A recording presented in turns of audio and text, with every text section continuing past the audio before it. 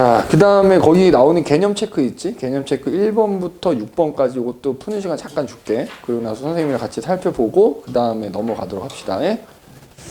1번부터 6번까지 좀 해보자. 자, 1번 물질대사에 대해서 OX 하시오. 자, 물질대사에 대한 거니까 효소 당연히 관여한다 그랬지? 반응이 한 번에 빠르게 일어나는 게 아니라 여러 번에 걸쳐서 조금씩. 그래서 X.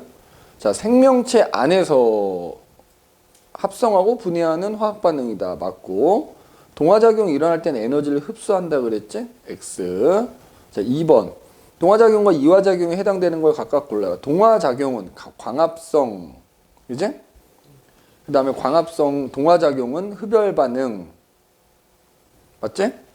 그 다음에 단백질 합성 뭐 이렇게 고르면 되겠고, 이화작용은 뭐야? 세포호흡 대표적이고, 자, 발열 반응이라 그랬고, 그 다음에 또 소화, 녹말 소화 같은 화학적 소화, 그러니까 보통은 소화 그러면 대부분 화학적 소화를 지칭하니까 기계적 소화까지 생각할 필요는 없지, 그지? 자, 이렇게 되겠다. 3번. 괄호 안에 알맞은 말을 써라. 세포호흡은 주로 어디서 일어난다? 여기서 말하는 세포호흡은 산소호흡 말하는 거야. 그래서 미토콘드리아에서 일어나고,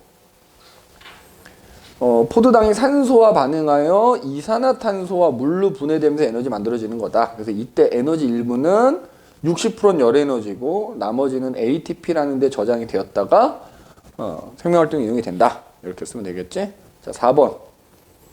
ATP 합성과 분해다. 에너지가 방출되는 건 뭐다? ATP를 분해했을 때 방출하는 거거든. 그러니까 여기서 기억 과정이 돼야 되겠다. 그치? 기억. ATP 1몰당 7.3kcal. 자, 5번. 우리 몸에서 일어나는 에너지 전환과 이용 과정이다. 자, 포도당 분자에도 당연히 화학 에너지가 저장이 돼 있는 거고, 세포호흡을 하면 ATP가 만들어지면서 다른 화학 에너지로 바뀐 거지. 그래서 그때 ATP를 분해할 때 나오는 에너지들을 이제 다양한 에너지로 전환해서 생명활동에 이용하는 거다. 자, 기억에 해당되는 물질 대상금 이거 세포호흡이죠, 그지? 세포호흡. 자, 니은은 ATP라고 지금 써놨지? ATP가 만들어지는 거다. 이렇게 쓰면 되겠다. 자, 6번. 에너지 전환과 이용에 대한 설명으로 옳은 OX. 그지? 자, 생명 활동에 필요한 물질을 합성할 때, 그치? 뭐 예를 들어 DNA를 만들고, 뭐 RNA 만들 때 에너지 필요하잖아? 그때 ATP에 저장된 에너지 사용이 되는 거고요. 세포호흡으로 방출된 열 에너지는 우리 몸에서 이용되지 않냐? 체온 유지하는데 이용한다 그랬지, 그치? 그냥 냅두면 다 방출돼 버리니까 X. 정신활동, 발성, 혈액순환 뭐 이런 거에 당연히 ATP가 에너지원으로 이용이, 내가 아까 얘기했죠. 공부하는 것도 ATP 쓰는 거라고, 그지? 그래서 정신활동 뭐 이런 거에도 당연히 ATP가 쓰인다라는 거 기억해 두시면 되겠고. 4번. ATP가 분해될 때 방출되는 에너지는 항상 화학 에너지는 아니지. 상황에 따라서 뭐 한다고 해서 뭐 빛 에너지도 되고 전기 에너지로도 되고, 그지? 항상은 아니다. 틀렸다. 그래서 이렇게 X 4번. 자, 그래서 이제 개념 체크 다 해봤고요. 그 다음에 넘어가면 이제 뭐냐. 우리가 여러 기관계라는 거에 대해 살펴볼 거거든요. 기관계.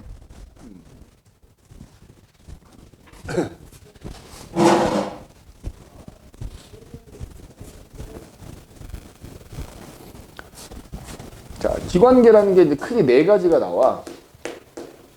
그러니까 기관계는 뭐야? 기관계. 우리 몸에 여러 기관들이 존재하지.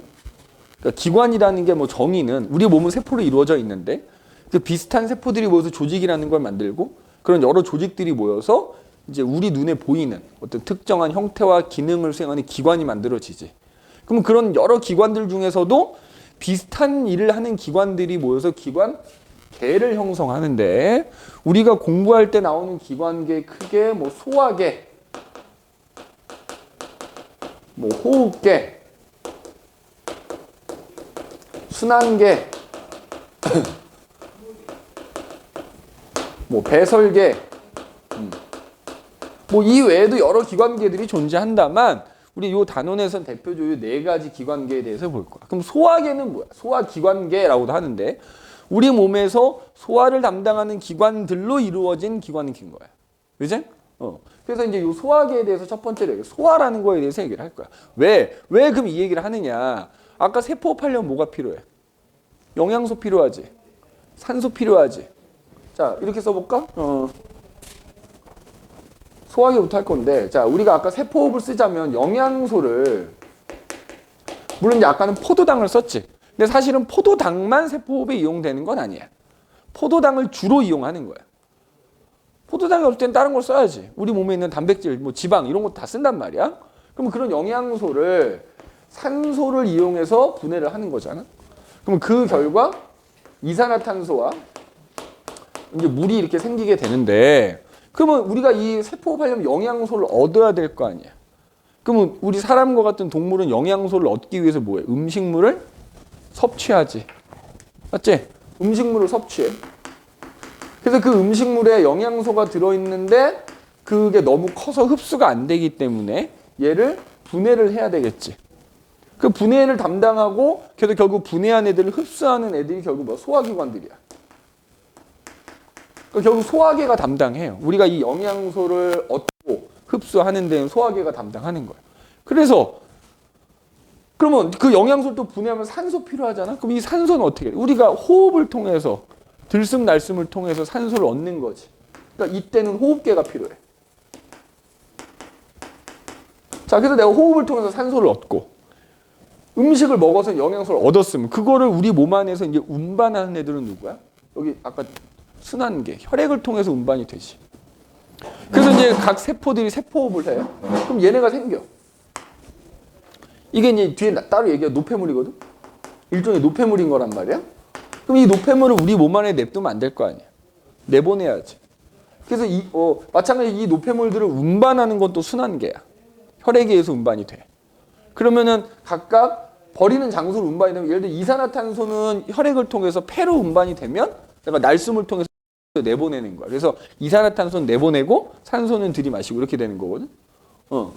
그리고 아까도 얘기했지만 영양소를 주로 포도당을 사용하지만 뒤에 얘기하지 뭐 단백질 같은 거 사용할 때도 있거든. 그러면 그때는 여기에 이제 뭐 암모니아 같은 노폐물들이 이렇게 생겨버리거든. 이게 다 노폐물. 특히 이제 암모니아 같은 거는 오줌에 녹여서 내보내거든. 그러니까 이 노폐물을 배설하는 거에는 이제 이 소위 말하는 배설계가 관계를 한단 말이야. 결국 우리가 세포호흡을 하려면 이런 여러 기관계들이 통합적으로 작용을 해줘야 되는 거야. 그래서 그거를 이제 하나씩 우리가 살펴보는 거다 생각하면 됩니다. 그래서 이제 첫 번째로 요 소화계, 소화에 대한 얘기를 한번 해보자. 그래서 방금 얘기했듯이 우리 사람은 광합성을 할 수 없기 때문에 음식을 섭취해서 영양소를 얻어야 된다. 그래서 이 소위 말 우리가 섭취하는 음식에는 소위 말하는 3대 영양소, 탄단지가 들어있는 건데 걔네들이 너무 크기 때문에 뭐가 필요하다? 음식에 있는 영양소를 흡수하려면 분해를 해야 된다. 분해를 한 다음에 흡수를 해야 된다. 그치? 이 일련의 과정. 그래서 영양소를 분해하는 거. 요걸 우리가 소화라고 하는 소화. 아니네? 소화. 그럼 그 소화 과정에 대해서 한번 보자. 그래서 여기 지금 나오지만, 자, 특히 영양소가 세포호흡에 사용되는 영양소는 이른바 3대 영양소로 에너지를 줄 수 있는 영양소예요. 그래서 알다시피 탄수화물, 단백질, 지방이 있는데 그 중에서도 이제 주로 탄수화물 중에서 포도당을 주로 이용하는 거다. 그리고 이제 뭐 부영양소는 에너지는 주지 않지만 우리 몸 안에 들어오면 내 몸을 구성하는 데 사용이 되거나 여러 가지 기능들을 조절하는 데 이제 사용되는 영양소를 부영양소라고 한다. 그래서 지금 나오지만 그 영양소들은 음식에 들어있다. 근데 그 음식에 들어있는 영양소들은 우리 몸 안에서 흡수하기에는 분자가 너무 크단 말이지. 그러니까 그걸 흡수하려면 걔를 작은 분자로 분해를 해줘야 되는 거야. 그 과정을 뭐라고 한다? 소화라고 하는 거야. 자, 그래서 소화는 두 가지가 있어, 사실은 소화가. 아까 언급했지만 두 가지가 있습니다. 기계적 소화가 있고요. 화학적 소화라는 거 이렇게 두 가지가 있어. 자, 기계적 소화는 말 그대로 기계적으로 물리적 소화라고도 얘기를 하는데 일단 음식을 먹으면 음식에 있는 영양소는 그러니까 분자 수준에서 큰 분자는 거잖아. 근데 그 분자를 분해하기 전에 음식을 분해를 해야 돼. 자, 그래서 기계적 소화 세 가지가 있거든. 자, 저작 운동. 자, 이게 뭐야? 내가 음식을 입에 넣으면 씹어서 뭐 음식을 부수지. 음식이 잘게 부서지는 게 저작 운동이에요. 음식이 잘게 부서지는 거. 그 다음에 혼합 운동. 저 화학적 소화에서 나오겠지만 우리 몸 안 곳곳에서는 소화 요소라는 게 만들어지거든. 그러면 그 내가 섭취한 음식하고 그 우리 몸 안에서 나오는 소화 요소가 들어있는 소화액하고 섞이는 거. 입안에서도 섞이지. 왜냐면 내가 음식을 먹으면 입에서 침이 나오잖아. 침 속에 소화 요소 들어있거든. 걔랑 침이랑 음식이랑 막 섞인단 말이야. 이 혀에 의해서. 그지? 혼합 운동. 그건 입에서만 일어나진 않고 뭐 위에서도 일어나고 이런 소장, 대장에서 다 일어나겠지. 그 다음에 내가 음식을 꿀꺽 삼켜. 그럼 음식이 어떻게 돼? 식도를 따라 이렇게 내려가거든. 근데 알겠지만 식도 앞에 근육이 있어요. 그래서 사실 근육이 이렇게 움직이면서 음식을 내려보내주는 거야. 그래서 가끔 요즘엔 잘 안 나오는데 옛날에는 막 예능, TV 예능 프로그램 보면은 물구나무 서서 막 짜장면 먹고 막 이런 거 막 한 적 있거든. 그러니까 물구나무 서서 짜장면을 먹을 수 있는 이유가 이 식도 옆에 있는 근육이 움직여서 음식을 내려보내기 때문에 물구나무 서더라도 음식이 흘러나오지 않는 거야. 그 음식을 이렇게 아래로 내려보내는 거를 홈트 운동이라고. 자, 그래서 요 세 가지를 우리가 기계적 소화라고 그래. 기계적 소화. 자, 이가 일어난 이유는 사실은 화학적 소화를 도와주는 역할을 하는 거다 이렇게 보면 되는 거야. 그럼 이제 우리가 여기서 얘기하는 소화는 대부분 화학적 소화를 의미할 텐데, 자, 화학적 소화는 뭐냐? 음식이 우리 몸 안에 들어오면 그 음식에 들어있는 영양소를 분해하기 위해서는 효소가 관여해야 돼. 이화작용이기 때문에. 맞지? 그래서 그런 효소, 소화 요소에 의해서 소화 요소에 의해서 음식에 들어있는 영양소가 고분자의 영양소가 저분자로 분해되는 소화를 우리가 화학적 소화다 이렇게. 그래서 소화 효소에 의해서 음식이 분해되는 게 아니라 음식에 들어있는 영양소, 고분자인 영양소가 분해되는 걸 화학적 소화라고 합니다. 알겠니? 그러면 기계적 소화든 화학적 소화든 소화가 일어나는 장소가 있을 거 아니야. 맞지? 그걸 뭐라 소화기관 또는 소화관이라고 해요. 소화관. 그래서 소화관은 소화가 일어나는 장소이자 음식이 지나가는 통로라고 생각하면 돼. 입으로 들어온 음식이 응가가 돼서 나가기까지 그 지나가는 경로가 있을 거 아니니? 그 중에 이제 소화가 일어나기 때문에 소화관이라고 하는 것은 음식이 지나가는 통로이자 소화가 일어나는 장소다. 이렇게 보면 돼. 자, 그럼 여기다 이제 써볼 텐데 참고로 기계적 소화는 모든 소화기관, 소화관에서 다 일어납니다. 무조건 다 일어나는 거야. 그래서 따로 언급하진 않고 나중에 마지막에 가서만 정리할게. 자, 지금 이 그림에 이렇게 지금 나와 있는데 이걸 조금 자세하게 얘기를 할게. 자, 음식이 입으로, 자, 소화기관, 소화관. 자, 일단 음식이 입으로 들어오죠. 그지? 입으로 들어와. 음식 꿀꺽 삼키면 어떻게 돼? 식도를 따라 내려간다고. 맞아? 식도 따라 내려가. 식도를 따라 내려가면 여기 뭐야?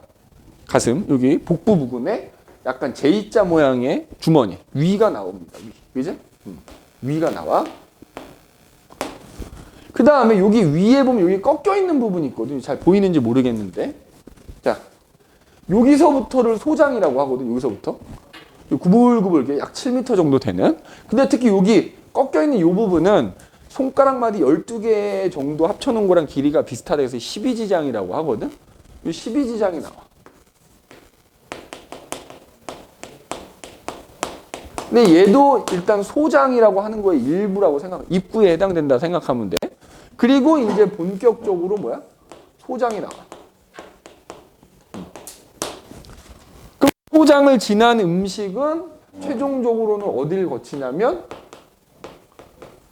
대장을 거쳐서, 이제 항문을 통해서 요 밑에다 쓸까 이렇게. 조금 요 순서 좀 정리하자. 입, 식도, 위, 그 다음에 12지장, 그 다음에 본격적으로 소장, 그리고 대장, 결국 이제 항문을 통해서 음식이 우리 몸 밖으로 배출이 되게 됩니다. 그래서 지금 여기 적어놓은 얘네들이 소화관인 거예요. 자, 근데 이 소화관 안에는 소화샘이라는 게 들어있어요. 소화샘. 자, 이 소화샘에서는 소화액이라는 게 만들어져요. 자, 그렇게 만들어진 소화액 속에는 안 들어있는 애도 있긴 하지만 소화효소라는 게 들어있는 거야. 알겠어? 자, 그럼 봐라. 입에는 침샘이라는 소화샘이 들어있어. 그러면 침샘이라는 소화샘에서는 침이라는 소화액이 만들어져. 그 침 속에는 어떤 효소가, 아밀레이스라는 효소가 들어있습니다. 아밀레이스. 자, 1학년 때 배운 거 기억나는지 모르겠는데 효소는 기질특이성이라는 게 있지. 각각의 효소는 반응물이 다 정해져 있는 거지. 자, 아밀레이스라고 하는 소화효소는 자, 우리가 먹은 음식 속에는 탄수화물, 그지? 정확하게 말하면 탄수화물 중에서 이제 녹말이 될 건데, 녹말 같은 탄수화물, 단백질, 지방 다 들어있을 거 아니야. 그럼 얘네가 다 한꺼번에 입으로 들어오지만 침 속에 들어있는 아밀레이스는 그 중에서도 누구만 녹말이라는 애만 분해를 할 수 있어. 그럼 이게 분해가 되면 뭘로 바뀌냐면 엿당이라는 걸로 바뀌어요. 엿당. 자, 우리가 먹는 주식이 밥이잖아. 밥의 주성분이 녹말이잖아. 그래서 내가 밥을 입에 넣고 오래 씹을수록 점점 단맛이 나는 게 침 속에 있는 아밀레이스가 그 밥의 녹말을 분해하면서 엿당이 만들어지기 때문에 단맛이 나는 거야. 근데 이제, 지금 이제 선생님이 얘기하는 건 결국 이제 요 아밀레이스와 같은 소화 요소에서 음식이 분해, 이제 화학적 소화만 지금 얘기를 하고 있는 거야. 화학적 소화만. 그러니까 사실은 입에서 오래 씹을수록 어때? 사실은 이제 소화 과정을 쭉 보면 알겠지만은 오래 씹을수록 사실은 소화하는 데는 도움이 되는 거야. 왜? 내가 씹으면 씹을수록 점점 잘게 음식이 부서지니까 표면적이 넓어지지? 표면적이 넓어지면 소화 요소가 그만큼 더 잘 분해할 수 있거든. 그래서 사실은 오래 씹는 게 좋은 거지. 근데 뭐 선생님도 그렇지만 몇 번 안 씹어. 한 3-4번 씹고 삼켜버리지. 그러다 보니까 음식에 들어있는 녹말이 100% 엿당으로 분해되지는 않는 거야. 일부는 엿당으로 분해되고 일부는 분해되지 않고 그냥 내려가는 겁니다. 단백질도 입에서는 분해가 되지 않고 내려가. 지방도 그대로 내려갑니다. 자, 식도를 지나. 식도에는 소화샘이 없어. 당연히 없지. 자, 위로 갑니다. 그럼 위에 가면은 위샘이라는 데가 있어요. 위샘. 자, 위샘에서는 위액이 나와. 자, 참고로 요 위액 속에는 여러 가지가 포함되어 있거든. 여기다 따로 쓸게. 자, 위액 속에는 그러니까 소화효소도 들어있지만 소화효소 아닌 다른 여러 가지가 들어있는데 뭐가 들어있냐면 염산도 들어있고요. 그 다음에 뮤신이라는 애도 들어있고 그 다음에 펩시노젠이라는 게 들어있어. 자, 그럼 봐봐. 위액 속에는 얘가 효소가 이제 되는 애거든. 자, 흘러나온 위액이 이제 위로 흘러나올 거 아니냐? 근데 거기에는 사실은 펩시 노젠이라는 애가 들어있어. 근데 이제 위액이 흘러나오고 나면 이 펩시노젠이 말이야 염산에 의해서 얘가 펩신이라는 애로 활성화가 되는 거야. 펩신으로 활성화가 돼. 왜 그럼 이렇게 흘러나온 다음에 활성화가 되느냐? 이제 들어보면 알 거야. 그럼 이제 요 펩신이라는 효소는 아밀레이스와는 달리 다른 애를 분해를 해. 어떤 애 분해할 수 있는? 단백질을 분해할 수 있는. 단백질을 분해할 수 있어.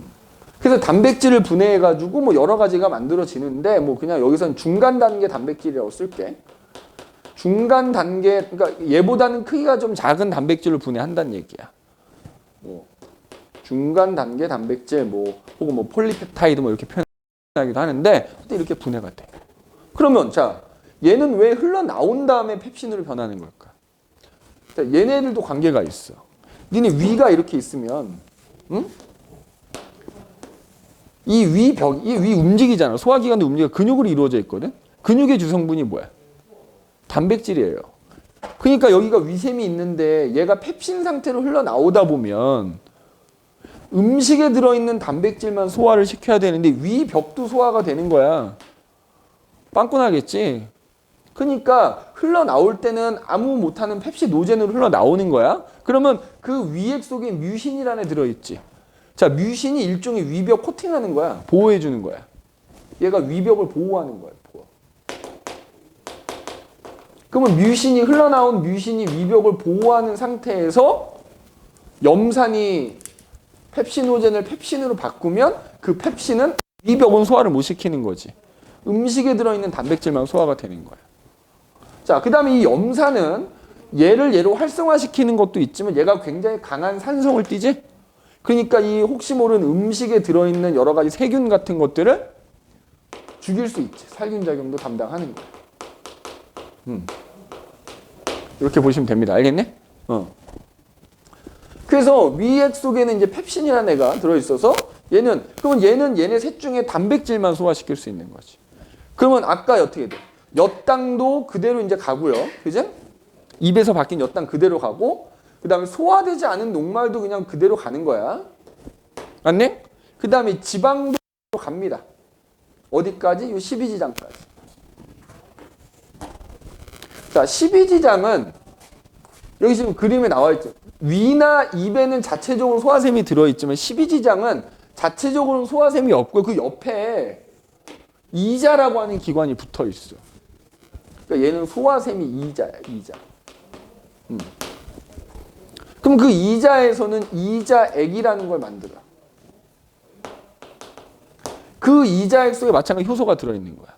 효소가 뭐가 들어있냐면 뭐 여러 가지가 들어있다만 일단 아밀레이스 또 들어있어요. 여기에도 아밀레이스 들어있어. 그 다음에 트립신도 들어있어. 그 다음에 라이페이스라는 애도 들어있어. 이렇게 3개 들어있어. 자, 그럼 우리가 지금 3대 영양소, 그러니까 사실은 영양소 중에 3대 영양소만 소화가 돼.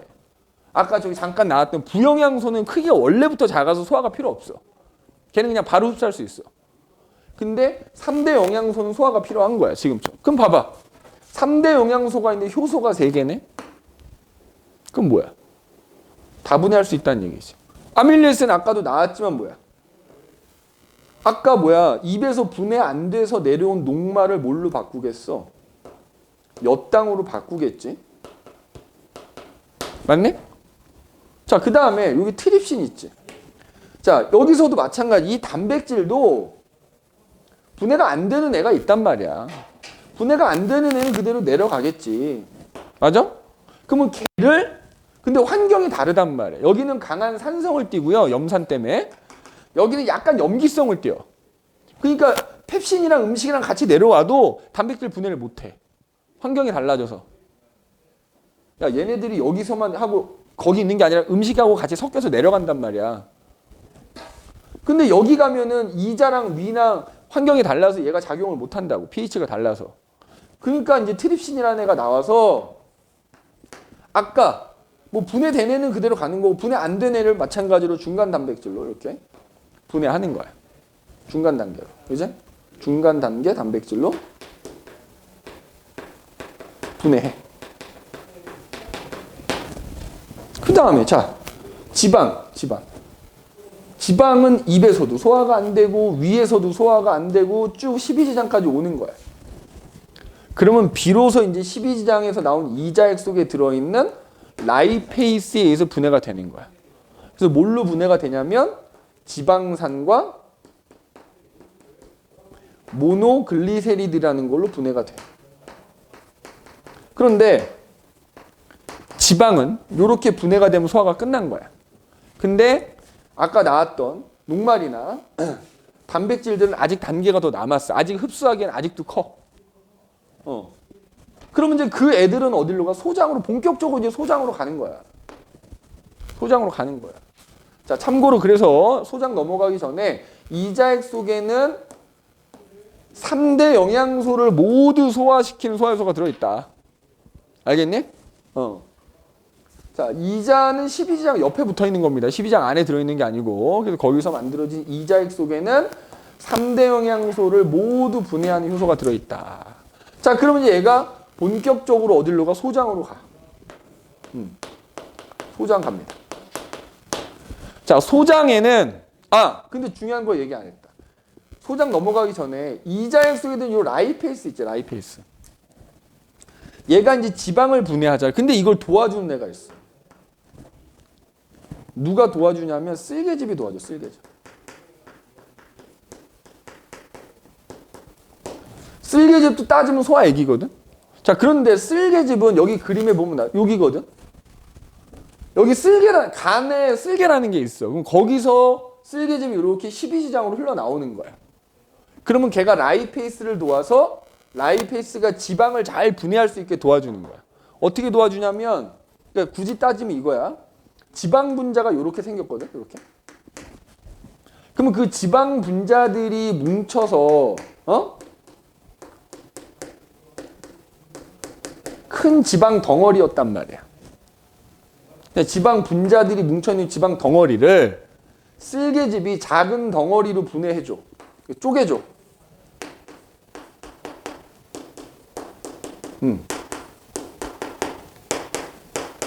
이게 쓸개즙의 역할이야. 자, 물질 대사야 아니야? 아니지. 분자가 달라져. 이거는 그냥 덩어리를 쪼갠 거라니까? 분자는 그대로잖아. 그럼 이때 라이페이스가 이 지방 분자를 지방산과 모노글리세리드가 요거 하나, 다리 하나 달려 있는 거 이런 식으로 분해하는 거야. 그러니까 요거는 화학적 소화가 맞는 거야. 근데 요거는 기계적 소화야. 따지면 쓸개즙은 그냥 지방 덩어리를 작은 지방 덩어리로 쪼개줘서 표면적 넓혀주는 역할을 하는 거야. 이거를 지방의 유화작용이라고 얘기하거든. 유화작용? 지방의 유화작용. 쓸개즙이 지방의 소화를 도와주는 거야. 자, 그럼 쓸개즙 어디서 만들어질까? 그럼 틀리는 거야. 그치? 아니 근데 낚일만 한 게 그렇잖아. 침 어디서 만들어져? 침샘. 이자액 어디서 만들어져? 이자잖아. 그러니까 당연히 쓸개즙은 쓸개제에서 만들어진다 생각하겠지? 자, 쓸개즙은 간에서 만들어집니다. 그래서 그게 쓸개에 저장이 돼 있다가 쓸개즙이 이자로 흘러나오는 것뿐이에요. 알겠어? 생성되는 건 어디라고? 간. 쓸개에는 그게 그냥 저장만 돼 있는 거야. 그러다가 12지장으로 분비 흘러나오는 겁니다. 알겠네? 그거 기억해둬야 돼. 쓸개즙, 쓸개에서 만들어지는 거 아니다. 그래서 아무튼 쓸개즙이 이제 라이페이스의 지방 소화를 도와주고, 지방은 소화가 끝났다 그랬잖아? 그럼 아직도 소화가 덜 된 탄수화물하고 단백질은 이제 본격적으로 소장으로 가는 거야. 자, 그러면 소장에 가면은 소장 안에는 여기 지금 꾸불꾸불 요거 한 길이 7m 정도 되는 소장 안에는 장샘이라는 게 들어있어요. 장샘. 자, 장샘에서는 장액이라는 게 만들어집니다. 자, 장액 속에 마찬가지로 여러 가지 효소 들어있습니다. 근데 그 중에 지금 여기 써져 있는 것만, 해당되는 것만 쓸게. 자, 참고로 녹말이라는 탄수화물은 포도당이 돼야 소화가 끝나는 거거든. 근데 아직은 엿당이지. 포도당은 단당류고 얘는 이당류란 말이야. 그러면 여기에 엿당을 분해하는 효소가 들어있지. 자, 그게 누구냐면 말테이스라고 하네. 말테이스. 자, 그래서 장액 속에 들어있는 말테이스는 자, 그동안에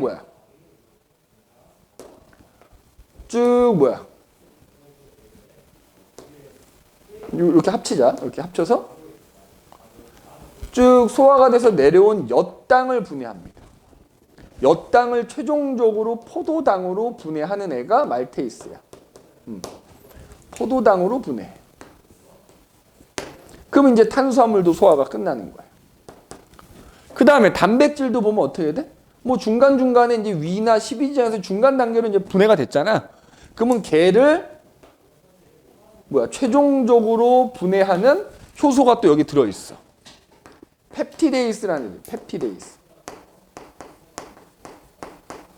또 내신 때는 소화 요소를 좀 구체적으로 하긴 할 건데 그냥 지금은 요 정도로만. 그래서 요 펩티데이즈가 중간 단계 단백질을 최종적으로 아미노산으로 분해합니다. 그래서 얘도 소화가 끝나는.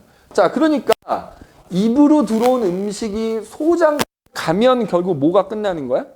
이른바 화학적 소화가 다 끝나는 거야. 화학적 소화가 끝나는 거야. 자, 소장에서 뭐가 끝난다고? 화학적 소화가 끝난다.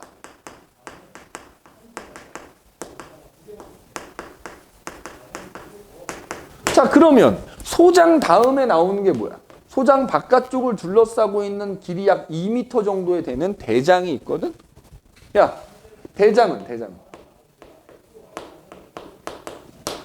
어떻게 될까? 대장은 화학적 소화 한다, 안 한다? 안 합니다. 왜냐하면 여기에는 소화샘이 없어. 그래서 대장에서는 화학적 소화 일어나지 않아.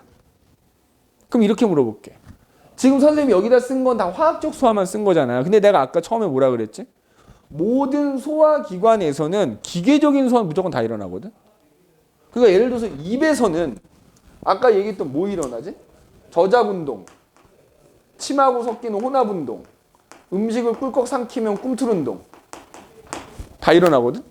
그 다음에 식도는 기계적 소화 일어나 안 일어나? 아이 왜 안 일어나? 음식 아래로 꿀렁꿀렁 내보낼 거 아니야. 그러면 꿈틀운동이라는 거 일어나는 거지. 위에서는 위액이 나와서 음식하고 섞일 거 아니야. 혼합운동. 음식 아래로 내려보낼 거 아니야. 꿈틀운동. 맞아? 십이지장도 이자액 나오니까 혼합운동, 꿈틀운동. 소장 마찬가지로 뭐야? 혼합운동, 꿈틀운동. 얘는 소화액은 안 나오겠지. 혼합운동은 없지만 뭐만 꿈틀운동이 일어나. 그러니까 대장은 말이야. 화학적 소화는 안 일어나지만 기계적 소화는 일어나는 거야. 그럼 이렇게 물어볼게. 대장에서는 소화가 일어나지 않는다. 맞는 말이야? 틀린 말이야? 소화, 기계적 소화 일어나면 소화 일어나긴 하는 거지. 굳이 구분을 하자면 화학적 소화가 안 일어나는 거지. 기계적 소화는 일어나는 거기 때문에 그냥 전체적으로 소화가 일어나냐? 라고 물어보면 일어난다고 해야 돼. 그래서 기계적 소화가 일어나고요. 그 다음에 그럼 대장이 하는 일이 뭐냐? 그냥 수분을 좀 흡수합니다. 그 음식으로부터 수분을 좀 흡수해. 그 다음에 따로 설명하겠지만 소장에서 화학적 소화가 끝나지 않니? 끝나면 거기서 영양소도 대부분 바로 흡수해버려. 그러니까 대장에서는 남아있는 음식으로부터 수분만 좀 흡수하는 거야. 영양소는 이미 소장에서 다 흡수가 됐기 때문에. 그러면 대장에서 수분을 얼마나 잘 흡수하느냐에 따라서 우리가 항문을 통해서 응가 쌀 거 아니야. 항문을 통해서 응가 쌀 거 아니니? 그 응가의 질이 결정되는 거야. 예를 들어 수분을 적당히 얘가 흡수한다. 그럼 우리가 소위 말하는 황금색 변을 보는 거고, 수분을 너무 많이 흡수하면은 그 남아있는 음식 찌꺼기가 딱딱해지면서 변비가 되는 거고, 수분을 너무 흡수를 못한다. 설사하는 거고 이렇게 되는 거야. 그래서 영양소의 흡수도 소장에서 대부분 이루어진다. 그러니까 대장에서는 그냥 그저 수분만 좀 흡수하는 정도다 이렇게 생각하면 되는 거예요.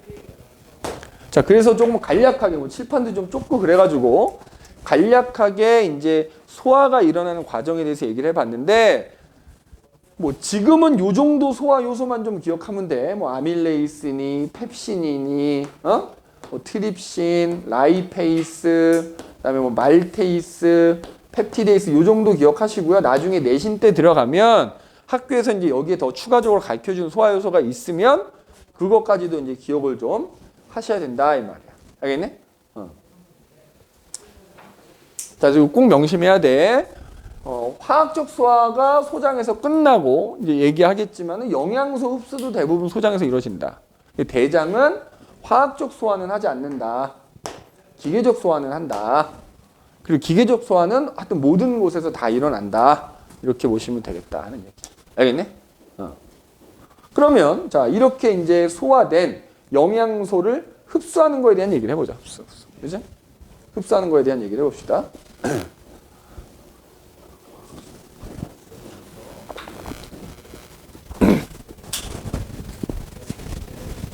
자, 방금 얘기했지만 영양소의 흡수도 대부분 어디서 일어난다고? 소장에서 일어난다 그랬잖아. 그지? 다 아직 안 썼니? 시간 좀 줄게. 써라.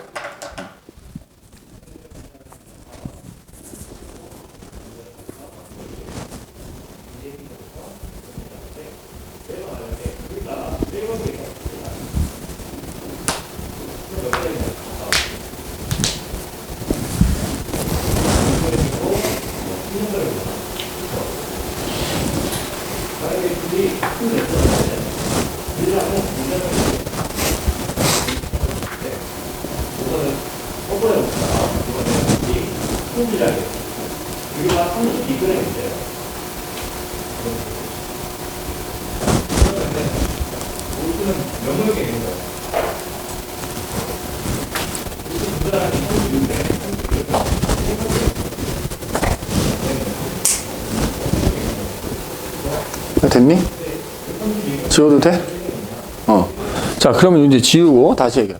자, 여기 이제 영양소의 흡수와 이동 나오는데 방금 얘기한 대로 이제 소장에서 대부분 흡수가 된다. 그지?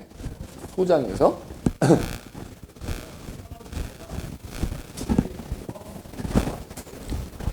자, 여기 지금 그림 나와 있지만 자, 영양소의 흡수.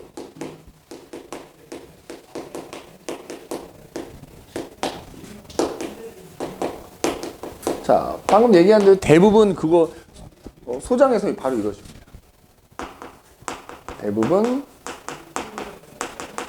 소장에서. 근데 이제 우리가 소장이 이렇게 있어. 소장 내부를 이렇게 들여다본다 그러면은 그 내부의 소장 벽이 굉장히 주름이 많이 이렇게 져 있거든. 소장 내부가.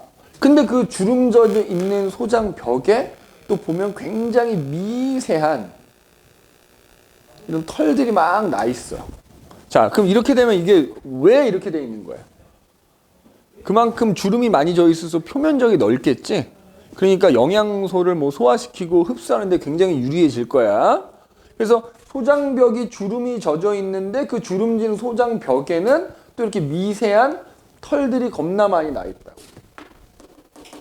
여기 보면 그게 이제 이른바 융털이라고 하는 거야. 융털. 표면적이 무지하게 넓어지는 거야. 그래서 바로 이 융털을 통해서 이 영양소가 흡수되는 거야. 자, 근데 우리가 융털을 확대를 해서 지금 이렇게 들여다보면 말이야. 자, 이런 모습이야. 융털이 이렇게. 요거 하나 확대한 거라고 보면 돼.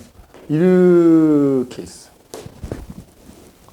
근데 이제 사실 융털은 여기가 미세하게 구멍이 나 있는 거라고 생각하면 되는 거야.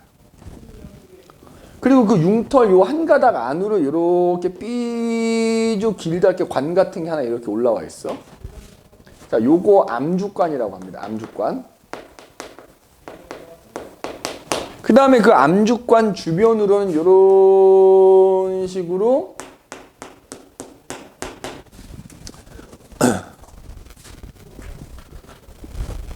모세혈관이 이렇게 감싸고 있어요. 이렇게.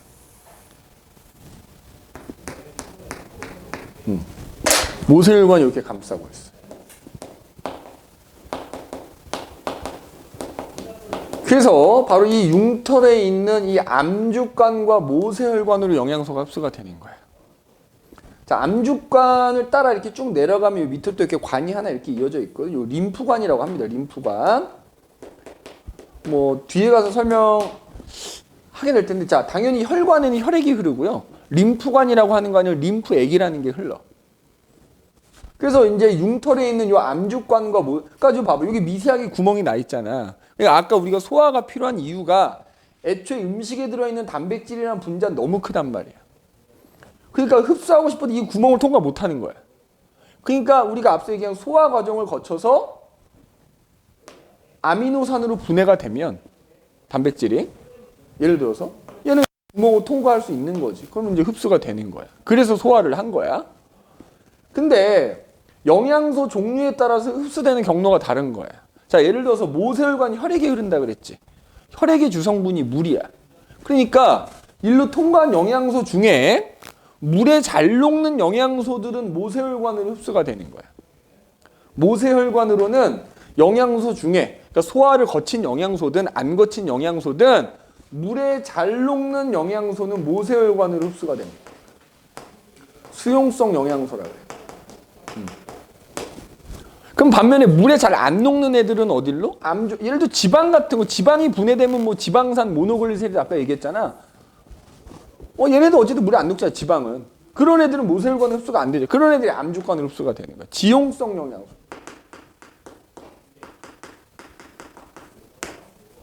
지용성 영양. 자, 그래서 뭐 예를 들자면 뭐야? 지방. 그 다음에 소화가 필요 없는 아까 부영양소 중에 비타민이 있거든, 비타민. 우리 바이타민이라고 하는데. 바이타민도 물에 녹는 비타민, 안 녹는 비타민이 있거든. 지용성 비타민.